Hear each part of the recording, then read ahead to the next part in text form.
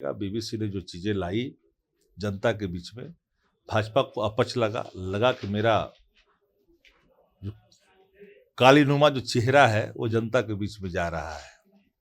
तो असलियत का बखान इसमें किया गया, तो छापे तो पड़ेंगे। भाजपा बैकफुट पर चलेगी अडानी के सवाल पर, चूंकि अडानी उनके पोसे हुए पोसुआ है। पोसुआ पर कोई खतरा होता है तो मालिक को परेशानी तो होती ही है स्वाभाविक तौर पर। तो मालिक की परेशानी साफ साफ दिख रही है।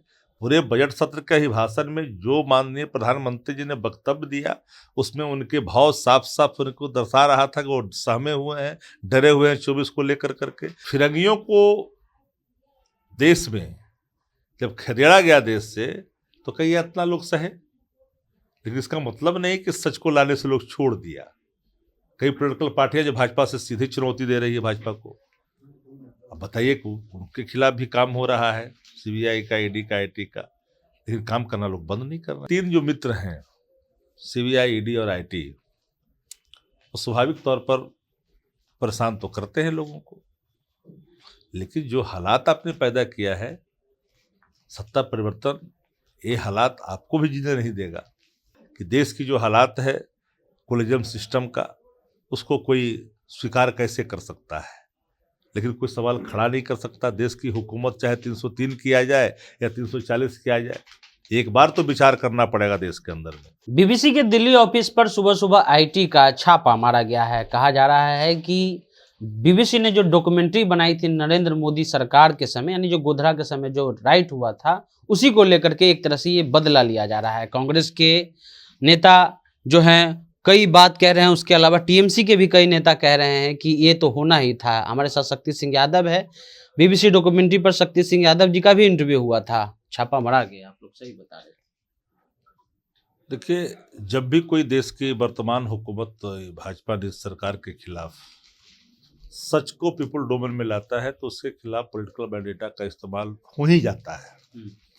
और मुझे आश्चर्य नहीं लगा था, हमें लगा था कि जो जोखिम भरा कदम वही उठा सकता है जिसको देश से प्रेम है, भारत से प्रेम है। भारत की हकीकत को अगर जनता के बीच में लानी है, तो कई तरह के आपको चीज़ों को सामना भी करना पड़ेगा। बीबीसी ने जो चीज़ें लाई जनता के बीच में, भाजपा को अपच लगा कि मेरा जो कालीनुमा जो चेहरा है वो जनता के बीच में जा रहा है। तो असलियत का बखान इसमें किया गया, तो छापे तो पड़ेंगे। कोई पहली छापा भी नहीं है। देश में जिन जिन संस्थानों ने सरकार के खिलाफ सच को उजागर किया है, यानी सही तस्वीर बयां किया है, उनको आईटी, ईडी और सीबीआई का सामना करना पड़ा है। लेकिन जिनके अंदर मादा है चीजों को लड़ने की, वो तो करते रहते हैं। फिरंगियों को देश में जब खदेड़ा गया देश से, तो कई इतना लोग सहे, लेकिन इसका मतलब नहीं कि सच को लाने से लोग छोड़ दिया। कई पॉलिटिकल पार्टियां जो भाजपा से सीधी चुनौती दे रही है भाजपा को, अब बताइए उनके खिलाफ भी काम हो रहा है, सीबीआई का, ईडी का, आईटी का, लेकिन काम करना लोग बंद नहीं कर रहे हैं। तो मोदी जी कह रहे हैं मैं अकेला सब पर भारी।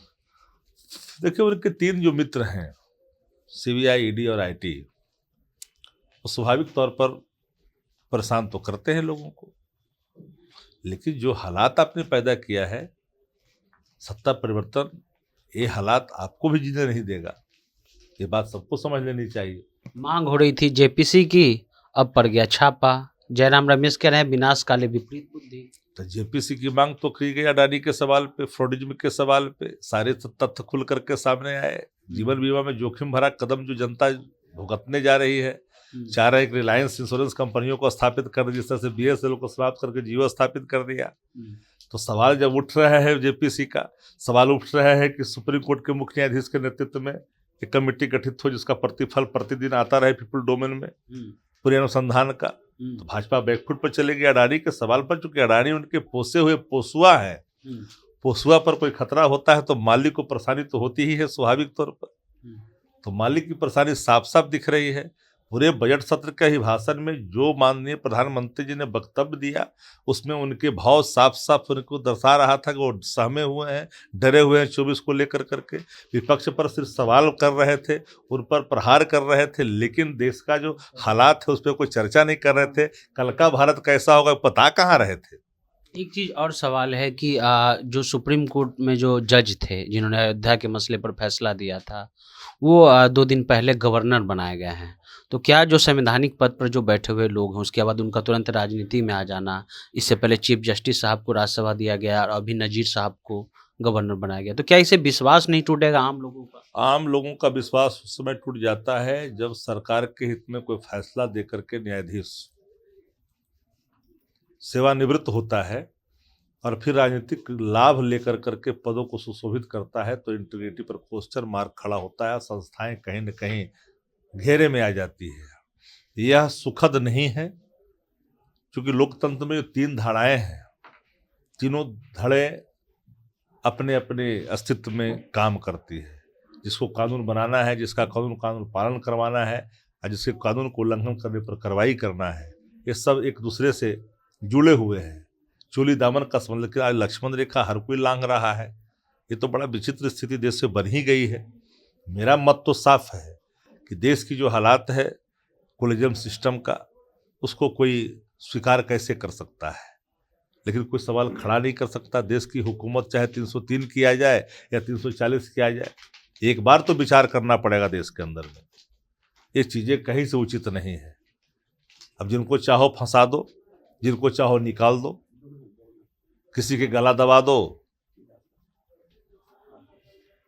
काम होते रहता है। चलिए, तो ये बड़ी सवाल है क्योंकि जो खास करके जो एक तरह से ऑटोनोमस बॉडी है उसके लिए कम से कम ये होना चाहिए, क्योंकि जो सुप्रीम कोर्ट के जो जज थे नजीर साहब, उनको गवर्नर बनाया गया। उससे पहले चीफ जस्टिस को तुरंत बाद ही राज्यसभा का सदस्य बनाया गया। और अभी मीडिया का क्या स्थिति वो आपको बेहतर पता है। बीबीसी ने एक डॉक्यूमेंट्री जारी किया था, उस पर आईटी का छापा मारा है और ये सरकार कहती है कि कांग्रेस वाले और विपक्ष अपना जो है करप्शन को लेकर के डेटॉल से मुंह अपना धो, हम पे आरोप न लगाए। फिलहाल अडानी और जो मामला था उस पर भी कोई जांच होने जा नहीं रहा है। जनता जंक्शन आप देखते रहिए।